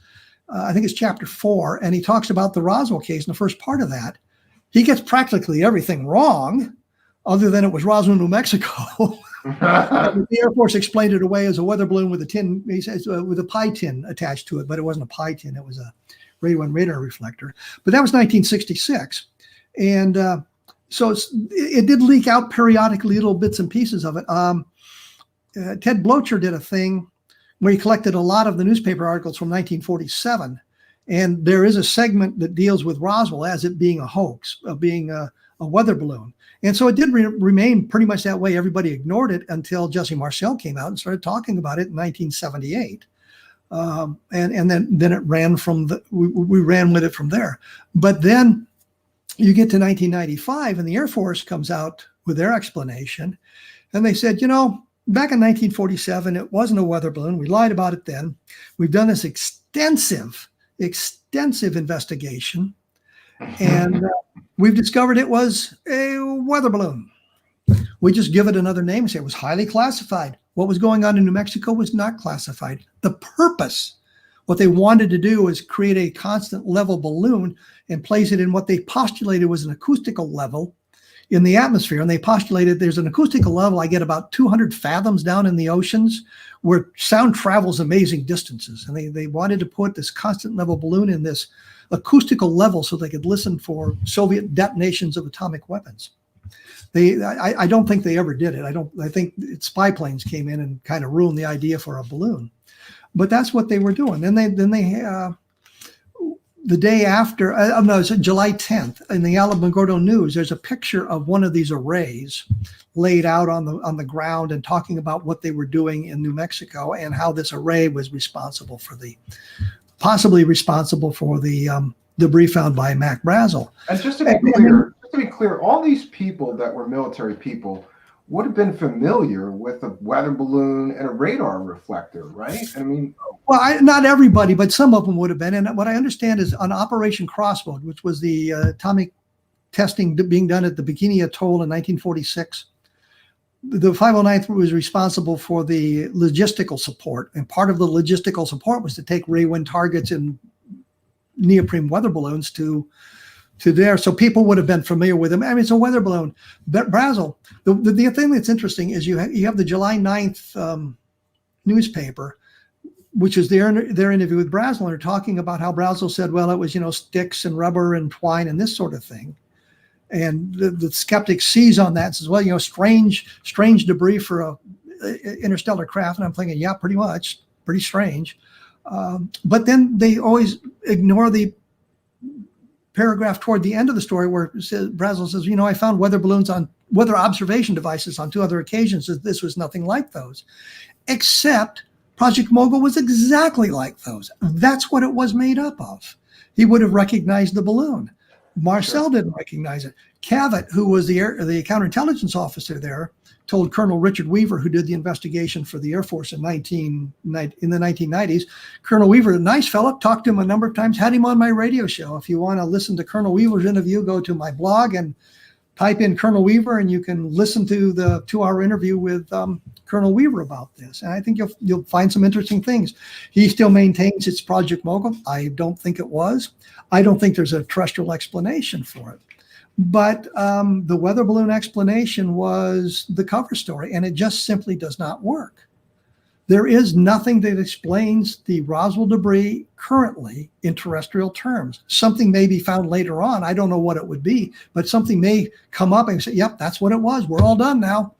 Yeah, my favorite part of that Air Force report, and it's Roswell case closed, really, is the the explanation they came up with for the bodies was anthropomorphic dummies that were dropped 10 years or so after the 47 Roswell event, that they say people misinterpreted it, and somehow they don't know the difference between 1947 and 1953 when these dummies were dropped in these high altitude experiments.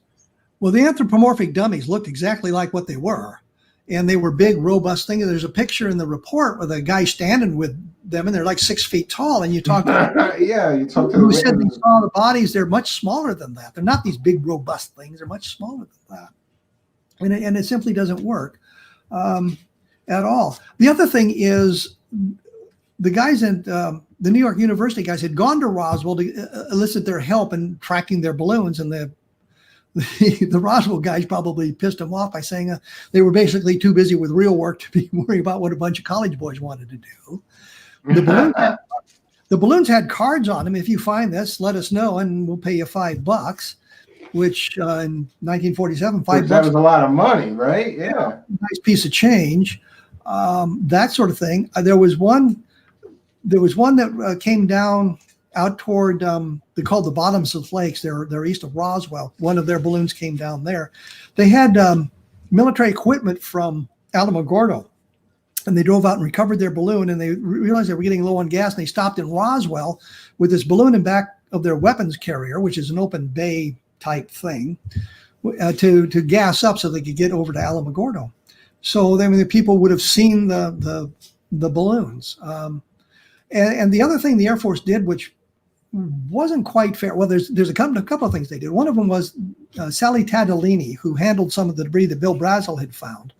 In her affidavit, she talks about how some of it being something like stiff leather, I think it was. But in the next paragraph, she kind of identifies it more, and it takes it out of the realm of terrestrial materials. They leave that paragraph out so that you get the idea it was stiff leather types material. And I thought that was kind of underhanded things to do. On the other hand, to give Colonel Weaver his due, he published all of Crary's field notes and his diaries about the explanation. So you could go through there and you could see where it says flight number 4, the culprit of this didn't fly. It was canceled. They could not fly at night. They could not fly the balloons in the daytime because these long arrays were a hazard to aerial navigation. So they did not allow them to launch them in the dark or if it was cloudy out. And so flight number 4, which they say is the culprit, never flew. There's no documentation for it. They said they flew a cluster of balloons later in the day, but that's not a Mogul array. And so their explanation falls on that. And that's the thing I've never understood about the skeptics. They quote the July 9th newspaper article with the Brazel saying that, it was rubber and rubber balloon and all of this stuff. They quote that as if it's gospel, ignoring the other quote where he says, well, it was nothing like I'd found before. And so we get to the Crary's diary, the guy in charge of the operation at Alamogordo saying, the flight was canceled. Well, we're just going to ignore that, and we'll postulate that this cluster of balloons they flew later in the day is what fell. But it simply doesn't work. Yeah, I've never liked either weather balloon, Mogul balloon. I just don't see a bunch of people getting, and the amount of people that have been involved in this. And then also, I wanted to take a moment for you to ask you about some of these deathbed confessions of people that have told stories of aliens and bodies and what really happened there as they were dying or nearing the end of their lives. Don Schmidt's got that book, Children of Roswell, which I found fascinating because I just don't see a bunch of people nearing death suddenly deciding that they're going to start making up stories about aliens. What do you think of some of the deathbed confessions and things? First of all, technically they're not deathbed confessions, because deathbed confessions refers to confessing to a crime. Sure. It's a bad term, but near death confession. But I understand what you're saying, and I can understand a guy, and I is back at the turn of the last century. there were 15 guys traveling with various carnivals around the United States, claiming they were the real Jesse James. Well, 14 of them had to be lying. Yeah. And the 15th was too, but that's other argument. So people put themselves into this, and there was a lot of publicity about the Roswell case after the first little wave of it in 1980 when the Roswell Incident book came out, or 1978 when Jesse Marcel told his story, and then it built after 1989 when we all started getting involved in the investigations, and there was a lot more information coming out. And I can understand people who were there in Roswell in 1947 plugging themselves into the story. But when you're extremely ill and you're about to die, I almost said about to croak, which would have been really, really obnoxious. People croak? But, yeah, when they're about to croak, to come up with this kind of a cockamamie story just doesn't make a lot of sense. 10 years before you're going to die, I mean, you're not going to realize you're going to die in 10 years, but I mean, telling the story to your family at some gathering, plugging yourself into it, yeah, I got it. And what bothers me is, and one of the reasons I believe Frank Kaufman and some of these other people is because you didn't think people would be making up their military careers. And then I read a book called Stolen Valor, and it's about all these people who claim to be Vietnam veterans who maybe were in the army but didn't get to Vietnam, or weren't even in the military, claiming that they were Vietnam veterans for they could wrap themselves in the glory, which is why I put up the blog with the pictures and the documentation. So I really was a Vietnam veteran, really am a Vietnam veteran, I should say. And David Rudiak and I got into a big fight over this because there was a survey was taken. They said it was part of a census survey, and I'm not sure exactly how this works out because it was 1995 as opposed to the regular census. But they asked, are you a Vietnam veteran? And 13 million people said yes. Yeah, there wasn't that many Vietnam veterans, right? There was like 4 or 5 million. They claimed there were, I think, 2.8 million. 2.8 million served in Vietnam. Now they're claiming actually served. Yeah, now they're saying like there's 880,000, and I'm thinking, wow, where did everybody go? But David Rudiak just couldn't believe that people would lie about that. And this book, Stolen Valor, just details all these guys telling their stories. And the best one is there were 8 guys involved in a support group talking about their horrific experiences in combat.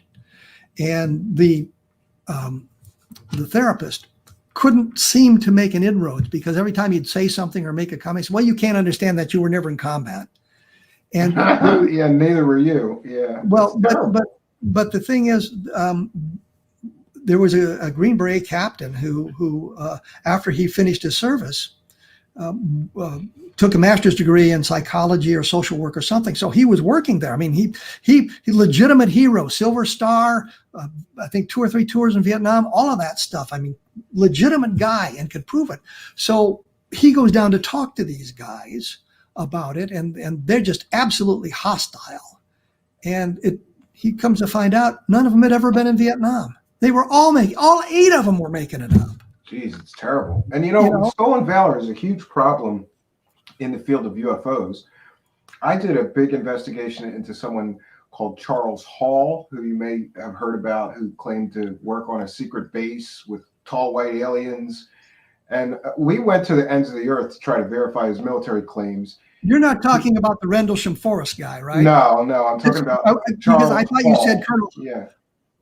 And it turns out they're easy to disprove, but he claimed that he was in the Air Force and he was a weather observer, and he even has scans in his book of like documents, but they all the documents are fake. So he was never in the Air Force. He was never in the class that he claimed he went to become a weather observer for the Air Force. And so to me, if the story starts with, I was in the Air Force and then I saw aliens, well, if you can pick apart the beginning of the story, that you were never in the actual Air Force, the stories fall apart. It's a big problem. And we have all these super soldiers, that claim they were in the Army and then they got recruited into the secret space thing. And yeah, there's so many frauds out there. I was always going to put on my uniform, go to Wright-Patterson Air Force Base, and have with a GoPro camera and say, "Can I have the access to the blue room?" Yeah. I just came from in there and I saw all the bodies. What the hell's the problem? Yeah, that leads me to another one of my questions. Now I realize you're going to have to speculate on this, but you have spent so many hours researching, interviewing people, and you have a military background. I want to ask you if an alien spacecraft really crash landed and bodies were recovered, where do you think they ended up? Because I think they all went to Wright-Patterson. You'd be wrong. Really? Actually, I don't have to speculate about where they went because General Exxon told us where they went. General Exxon was assigned to Wright-Patterson Air Force Base in July of 1947. He was a lieutenant colonel at the time. He was attending the Air Institute of Technology, which was a master's degree program for officers in the Air Force or Army Air Forces. And he was at the base when these things happened. And he told us, Don and me, and we have it on tape. So he said that the bodies did go into Wright-Patterson, but one of them went to Lowry Air Force Base or Lowry Army Airfield, if that's what it was called in 1947, because that's where the Army's mortuary service was. And one was sent there so they could work on finding the best way to preserve the bodies, because you've got now a unique biological sample and you're probably not going to get any more. So you want to preserve it as best you can. So he told us that they went to Wright Field. Then one of them went to Lowry, and somebody else suggested one of them had gone to MacDill. I think because there's a big aeromedical center there. Now at this point, we get into the speculation because people have told us a lot of wild stuff. There's supposedly an island in the Pacific that's run by the military, and that's where all the stuff is stored because you can't get to it easily. You've got to know where the island is, and they'll see you coming, type Sure, thing. It's not like trying to sneak up on Area 51. So I simply just don't know at this point. But for what we were told, Kaufman told us a different story. That some of them went to Wright Field and some of them went to Washington D.C. But we can't believe anything Kaufman told us, so we ignore that. Go with what General Exxon said. I think that's a more reliable source. Yeah, and another point I wanted to ask about it is exactly that. There have been some extremely high-ranking military officers involved in one form or another in the Roswell event that have made some pretty startling admissions. And doesn't that lend credibility to the alien hypothesis when you've got somebody like a general being willing to put their reputation and their military career on the line to say these things? Well, you have to remember that somebody whose name I won't mention claimed that we had misrepresented the General Exxon testimony. But Greg Sandow had looked at all of this and suggested that we were very, very careful and very meticulous in how we explained what General Exxon's role was, and that he didn't see anything firsthand other than flying over the one of the crash sites some months later. But when you have somebody like that, or you have General DuBose who was involved in it, or you have colonels, a number of colonels as opposed to lieutenant colonels. I kind of thumb my nose at lieutenant colonels since I managed to reach that rank myself. So I don't find it very impressive anymore. Used to be really impressive if you were lieutenant colonel, but now since I made it, it's not so much. Yeah, congratulations, Colonel. Well, the funny thing was when I was being presented the Bronze Star Medal for my service in Iraq, from a United States Senator, by the way, I was going out to the National Guard Armory, and I'm in my lieutenant colonel suit, and there was a young soldier running around out there, and I had him come over, and I wanted to know which room we were going to be in, and this guy's just petrified. And I said, what the hell's the problem here? And then I realized, I'm in my lieutenant colonel suit. He probably doesn't talk to me. Yeah, you scared him. It's like some private or something, right? Thank you. I appreciate your attempt to help. I finally found the room, but that's you've got every member of Colonel Blanchard's staff that we interviewed, with one exception, said that it was extraterrestrial.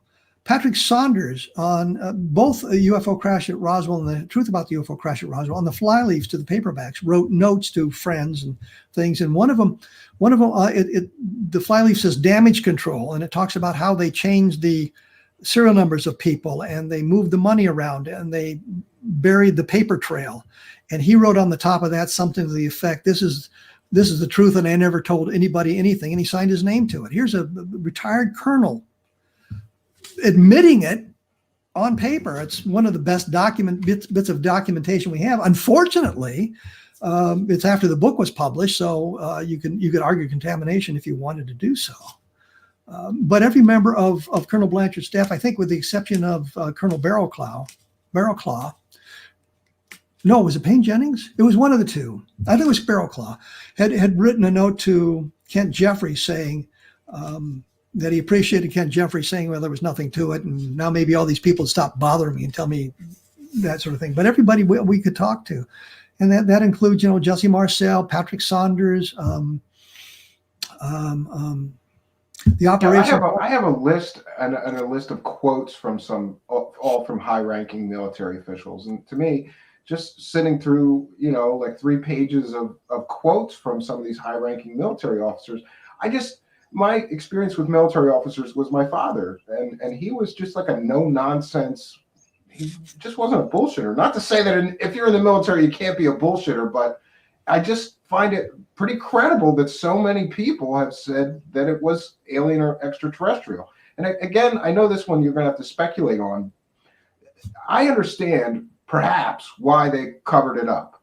First of all, we don't even know, this could be a recon mission and an invasion might be taking place next week. They didn't know why were these beings here, what was their purpose, and also with the incredible panic that the War of the Worlds sort of thing radio show created. They thought that everybody would go nuts, maybe. But why do you believe if they did cover it up, they continue to cover it up? Why not just? Can't we handle it now? We know about exoplanets. We know about other star systems. It has nothing to do with that. It's national security. Okay. And you have to look at the Belt, Montana UFO sightings in 1967. And this is the point where one of the missile flights was shut down completely and totally. So they couldn't be launched by an outside force. It's not supposed to be able to happen. And if you in one of the books, I talk about this specific. Oh, let me say one thing because you brought that up. Brad Steiger and I used to argue about who'd written the most UFO books. I thought it was him. He thought it was me. And we worried about Nick Redfern catching up to us. I think he might have passed you guys by now. Well, I don't think he has yet, but I think if he hasn't, he's getting awful darn close. Yeah, and how many just books have you written in total? Books, a couple hundred? 125. Jesus, wow, you're a busy guy. That counts science fiction. That counts the action adventure. That counts the Vietnam Ground Zero books. I never knew until recently that you wrote a bunch of science fiction novels, and I happen to love science fiction novels, so I'm gonna get started on your catalog. I think. I'll let you know what I think. We had a makeshift book signing in the PX in Baghdad because. A couple of friends and I were at the PX and we were looking at the books and they had four of my science fiction novels in there. And so we pulled them off the shelves and we're talking to people and people were buying the books. So all four of sold 4 of them that day. That was a big deal. I made $1.25. No. Anyway, I've done 125 books and I have more coming out, but to get back to your original question, which was it's national security, Belt, Montana, and the Condon Committee knew about the sightings in Belt, Montana. They're in the Blue Book files, I believe, and it's classified as unidentified. They don't know what was seen there, but there were other sightings going on the missile fields, and these missile fields around Malmstrom Air Force Base, they're like could be 100 miles from the base. They're scattered all over the prairie in Montana. And there was a reported sighting of a UFO, and then all the missiles went offline. And the Condon Committee sent in their guy who had a security clearance so he could see classified material. And the UFO officer, Lieutenant Colonel Lewis Chase, who is the RB-47 pilot, which is another sighting, was there, and he's talking to him, and they're talking about Belt, Montana, and then the guy asks about the missiles going offline, and Chase says, I can't tell you about that. It's classified, and it's a national security issue. So when you look at the Condon Committee, they said, well, there's no national security issues involved. Well, that's a blatant lie, because they knew it was national security calls, because they had a UFO sighting at a base where they couldn't get the information because of national security.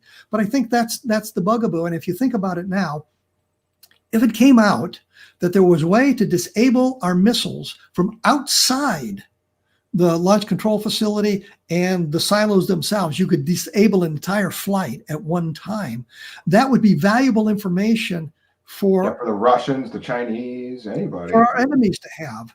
And so you don't want them to find out that it can be done, because if you know something is possible, you start looking for ways to do it.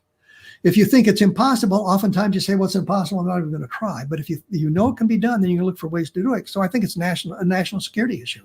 And I think that's the bugaboo that continues on today. It's national security that requires them to hide some of this information and pretend like there's nothing to it. Yeah, I just think that, like, the knowledge that there's other species of intelligent life out there in the universe, it seems to me to be almost a crime to keep that from people. It just seems too important of a revelation. Do you think that we'll eventually get to some revelations, or do you think the government will never disclose what really happened? I sincerely believe the government will never disclose it, but it's not entirely in their hands. If there is alien visitation and the aliens decide to land at Times Square, then the cat's out of the bag pretty much. And that was the thing about Roswell. If it had happened somewhere else, they may not have been able to hide it. But it happened in a very out in the middle of the desert with a small town nearby a military base. Military base, and the town's livelihood is based on the military base. It's no longer there, but and it's right after World War II. So when the government says, you got to keep this quiet, don't talk about it, people did that. There was something called Japanese balloon bombs. I don't know if you're familiar with those or not. It was the Japanese. Some people think that battle of what was that UFO sighting in California, the Battle of Los Angeles, might have been one of those balloons. No, they didn't start launching until long after that. But okay. In late 1944, I think it was, they were creating these balloons that would cross the Atlantic. They found the jet stream, and they would launch the balloons into the jet stream and attach bombs to them. And there was a mechanism so that it would cycle through a number of times. And then if it got to the point, it would drop its incendiary bombs. And what they wanted to do was try to start fires in our forests or start fires in factories and things like that. 6 people were actually killed by a balloon bomb in Oregon. It's the only fatalities on the North American continent due to enemy action during World War II. But they got as far as Michigan, I think it was. And a woman in Iowa, a reporter in Iowa, had found one or knew about one. The farmer had reported it to her, and she knew what it was, and she was going to write a story for it. And the FBI showed up. And said, they didn't want the public to know and panic the public. Well, they didn't want it in newspapers because they didn't want the Japanese to know that the balloon bombs were having some success. They weren't having a lot. They would ramp up their efforts then, right? Yeah, sure. Absolutely. So they wanted to keep it quiet for a very, very logical reason. Once the war was over, I think the day after the war was officially declared over, she wrote her story about the balloon bombs that had fallen on Iowa. But so there are national security implications. And in 1947, if you asked the people, please don't talk about this. We need a chance to figure out what's going on. I think they would have said, yeah, that's good. We'll take care of it. And I think the stories of people being threatened may be somewhat hyperbolic. And I say that I think that the military people could be reminded, if you're exposed to classified material, you are not authorized to release that information to other people. Regardless of where you got that information, you cannot release it to other people, and you will go to jail for 20 years. And I think they may have, I think the stories have grown into the death threats. I think civilians were threatened with jail and that sort of thing. And I think some of them have now confabulated it to being amplified, that sort of thing.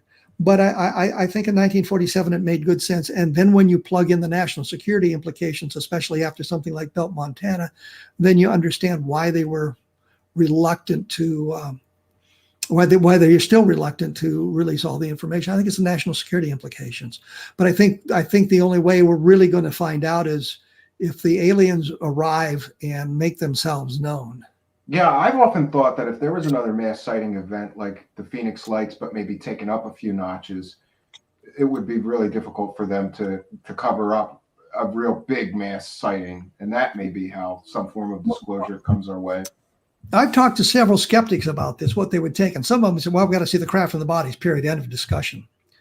But those who are somewhat less rigid in their thinking, their attitude is, well, how it doesn't even have to be a mass sighting, but people, independent people, at 3 or 4 different locations photographing the same object, whether it's just photographs or movie footage. And in today's world, I can't understand why you wouldn't have movie footage, cell phones, of these sorts of things. And if you've got people independently recording a sighting, 3 or 4 or 5 of them at separate locations, now you can triangulate. Now you can gather all kinds of data from it, and it becomes very difficult to determine or to say, no, this is some mundane thing that was misinterpreted. But you've got to have multiple witnesses, and you've got to have independent corroboration for them, or independent. They have to be independent of one another, and that may happen if everybody would stop looking at their cell phones and look up in the sky once in a while. Yeah, I know. I have 2 children, and I have a real problem with them and screen time. Like, I have to, say, that's not the real world. Put that down. We're going to do some activities, or I wanted to give you an opportunity. Yeah, I wanted to give you an opportunity here. I'm going to share my screen and show people. I don't know what your latest book is, but this is the latest book of yours that I've actually read, and this is Roswell in the 21st Century. Which I highly recommend, but you have some other book. This is Project Blue Book. Yeah, somebody put the link to that in the live chat earlier. And, so that's all about Project Blue Book. That's interesting. But are all your books on Amazon? Like, if somebody wanted to hear more from you or read your books, yes. You just search Kevin Randle, right? Yeah, and most of them you can get them as ebooks. The Vietnam Ground Zero books, as I said, are coming up. And if you go to vietnamgroundzero.blogspot.com, there's a link on the side there that you can link to the books and see what's. Now there you go. Yeah, somebody did. I was going to say Encounter in the Desert. That's about the Socorro sighting. And notice these are books published by real publishers. UFOs in the Deep State will be out in May. That one's not out yet. Yes, this title has not yet been released. Okay, wow, yeah. Look at all these science fiction novel. Remember the Alamo. The Best of Roswell. Oh no, that's somebody else. Alien Mysteries, Conspiracies, and Cover-Ups. Yeah, I could stay busy reading your books for quite a long time. There's another science fiction novel. Remember Gettysburg. Somebody mentioned in the Audible. Project Blue Book exposes also an audiobook, which I love audiobooks. So, but Bob Cornett and I did and here's your Amazon link. Somebody see, we got a good live chat. They're helping you sell some books. Kevin. Yeah, thank you guys. Appreciate it. Yeah, and if you have a little bit more time, I thought we could ask the live chat for any questions for you, because this is a rare opportunity to get all the people here. We've got 50 watching live. If you have any questions for Mr. Randle, please put them in all caps. I heard somebody mention, if you could just talk briefly, because you and I agree on one part of Roswell, the book, Colonel Corso's The Day After Roswell. I did not find it credible at all. After looking into him, you don't find it credible either. I have a background in computer science and electronics, and so for somebody to suggest that the transistor wasn't already well on its way to being invented before the Roswell event, and just some of the things that he talks about in there, that he gives zero credit to human researchers. The laser came from Roswell, computer chips, the transistor, fiber optics. But if you look into the actual development of all these technologies, they were well on their way before Roswell, or at least there was some start or foundation for them to come. If you Well, you haven't run convoys, but I have been involved in convoys crossing straight state lines, for example. When we were deploying to Iraq, we had to go to Fort Riley, Kansas, and we had to cross state lines, and we had automatic weapons. So it's very, very difficult to do that. I mean, we're authorized automatic weapons, but we had them, and we had to coordinate with an awful lot. And when we stopped, we had our own guards on those trucks. We didn't bring anybody else in. So when Corso talks about how they were trucking the bodies to Wright Field, I'm thinking, why? They got airplanes. You don't need. Why would you put them in a truck? That doesn't make sense. We can fly them on airplanes, guys. And stopped at Fort Riley, and he says that they unloaded the trucks and took the boxes all into a building to guard, and then they've got the local people guarding it, and the local people are going through the boxes, and they came across one with the body in it, and the sergeant calls Major Corso at the time, and I'm thinking, not 1947, you're not going to be buddy with the NCOs that way. In 1947, things have changed now, and in the relations. Well, in aviation units, it really wasn't that great dichotomy between the officers and the enlisted men, because you always worked so closely together, and you relied on one another to survive. But it just didn't make sense. And I'm thinking, if I'm responsible for the convoy, when we get to Fort Riley to remain overnight, because the Army has regulations on how you do these things, my people are guarding the trucks, period, end of discussion. And I know that when we convoyed from Doha, Kuwait to Baghdad, when we remained overnight, we ran our own guard. There were guys from the local establishment, the local military organism, the local base, guarding the perimeter, but we were also guarding the interior. And I remember I was on the 2:00 in the morning shift with the battalion commander. Because we were, of course, we're doing our part to for the guard duty as well. We weren't required to do it, but we thought, it's the best thing to do. It doesn't make sense, right? If you had something so top secret, why would you let locals guard it? You've got your own personnel to do that, right? And then they're going through it. They start digging through top secret boxes. Why don't you get a camera? Come here and take some photographs, you yo-yos. So, I mean, there was a lot of stuff. He claimed to have been the commander at White Sands Missile Range. There was never a commander under the rank of colonel, with the exception of the first guy, and one guy who was temporary commander when the general who was in charge had a heart attack and died. Everybody who had been in command at White Sands had been a general officer. And he said a lot of things like that. He had the introduction to his book. I've actually got one of the books with the introduction by Strom Thurmond in it. And he had to pull that. Yeah. Famous. So a senator writes the foreword to his book, not realizing that it's a book about UFOs, and then he gets pissed when he figures that out and wants it taken out, and they have to reprint the books. Absolutely. So, we looked at all of that sort of thing. Corso just wasn't credible. Well, there's a picture in the book of a UFO over the hills. And those of us who've been around the field more than 10 minutes know that the picture's a hoax. It was published in 1966, and Look magazine did a UFO or flying saucer special, and that was one of the pictures in there. The guy who took the picture said, "Yeah, I was young. I was 20 years old. It was a Ford hubcap. We threw it in the air. We took a photograph." And that's in Corso's book. He doesn't even know it's fake. That doesn't lend well to his credibility. Here's a quick question. Bob Lazar, credible or fake? I know what I believe. Well, I don't find his story particularly credible. There we go. We agree on that. My friend George Knapp is mad at me for that, but that's the way it goes.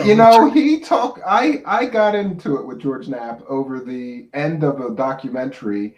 I did some of my own research and found out that had nothing to do with Element 115 or flying saucer stories. It had to do with a routine murder investigation.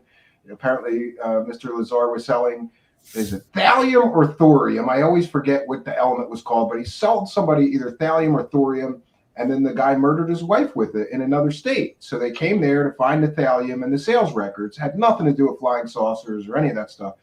And so I took that to George Knapp, and boy, he was not happy with me and told me that I don't know shit about research or murders or whatever. So, but it is what it is, you know. That's kind of the problem too.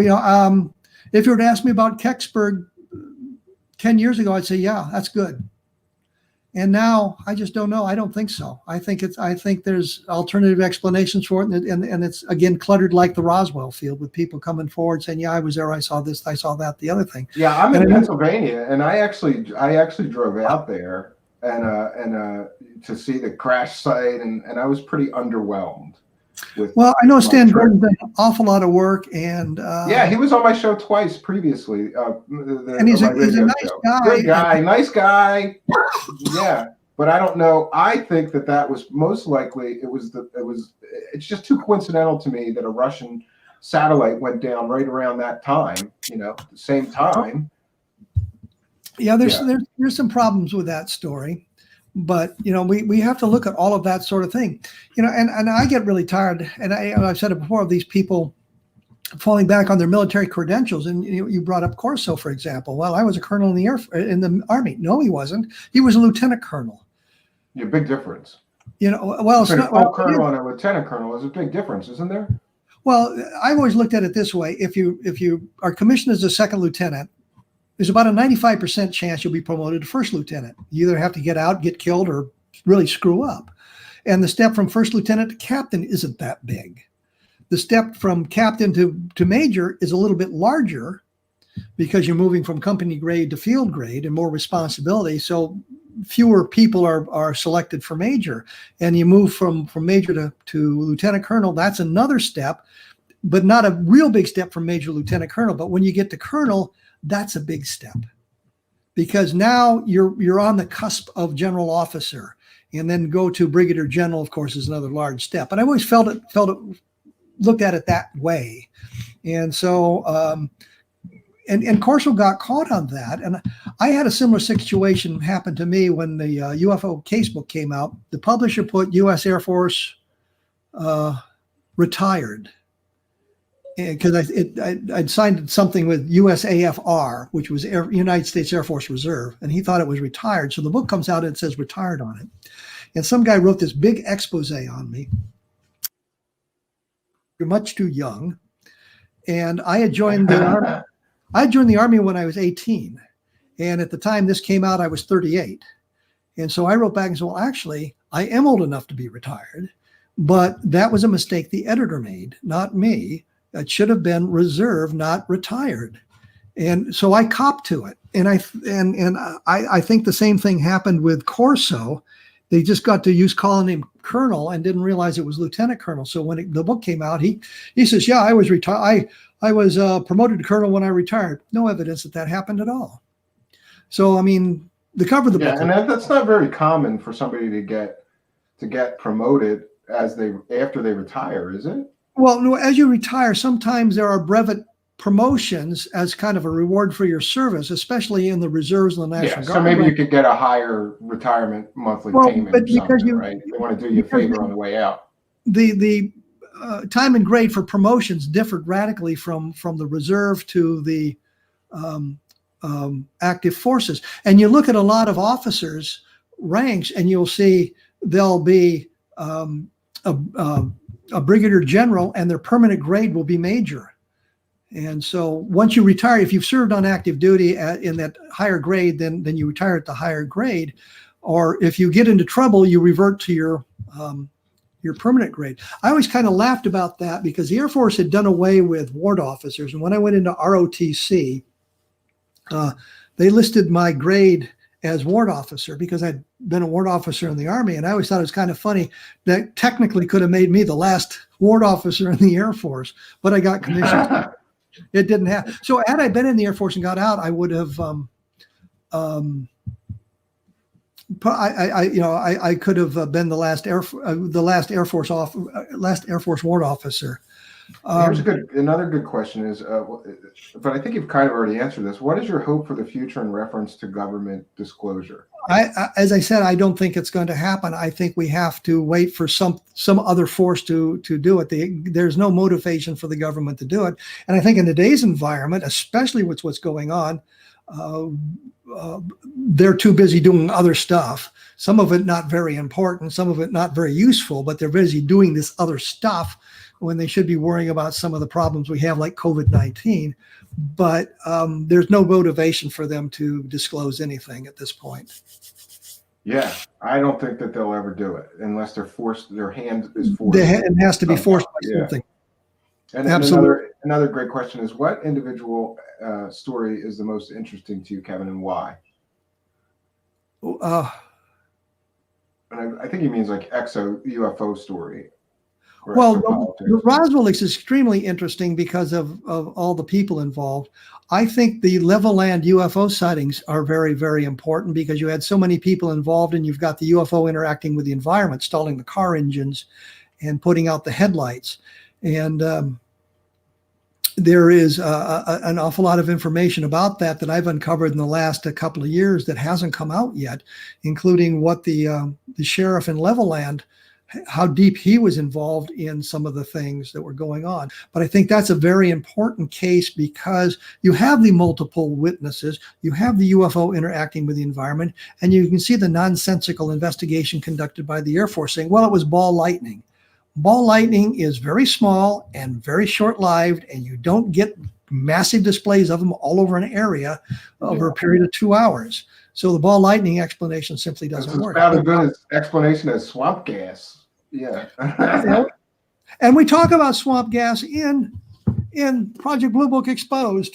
Yeah, and could you talk for just a moment, since we're on the subject of Blue Book, about the second Blue Book, the one, there's the public Blue Book, and then didn't they have a separate program for any of the cases which might affect national security that was not public at all? We kind of discussed that the national security implications come into play, but General Bolander said in 1969 that cases that were affected by national security or impacted national security were not part of the Blue Book system.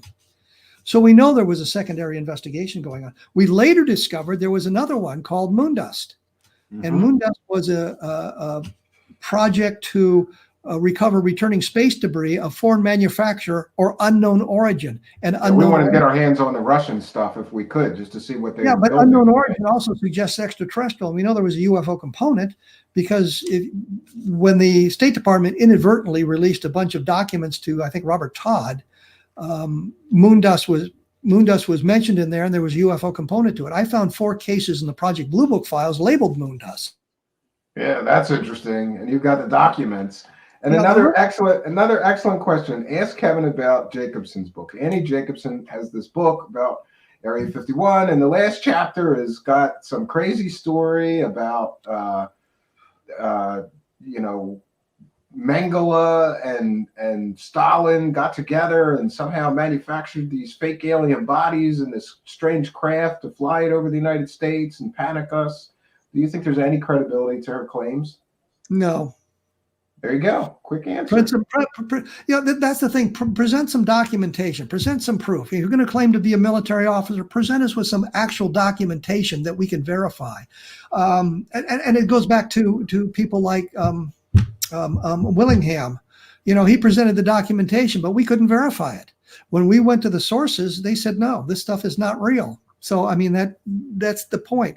If you want to check my background, send the documentation to St. Louis and ask them for my military records. Ask them for the Army ones, because if you get the Air Force ones, I think it's only got me as a first lieutenant on there, and you need to get the Army records to pick up some of that stuff. Yeah. Well, listen, this has been one of my favorite shows so far. It's just been fascinating and a dream come true. I still am thinking about sitting in my living room with my father, who liked sort of aviation, and hearing about Roswell for the first time with you on Unsolved Mysteries. And now you're here in my show, which is amazing to me. I want to thank you. So here's what I'm going to do, Kevin. I'm going to play us out. If you just want to stand by for a moment, I would appreciate that. Okay, while I play us out with the bumper. So I want to thank each and every one of you for joining us. This has been just, I could talk to you for 5 more hours. I don't want to keep you that long. Maybe we can have you come back. That would Well, be absolutely. awesome. Absolutely. That would be awesome. Okay. And we won't mention that guy. Or maybe you could come back with them. I don't know. We'll see.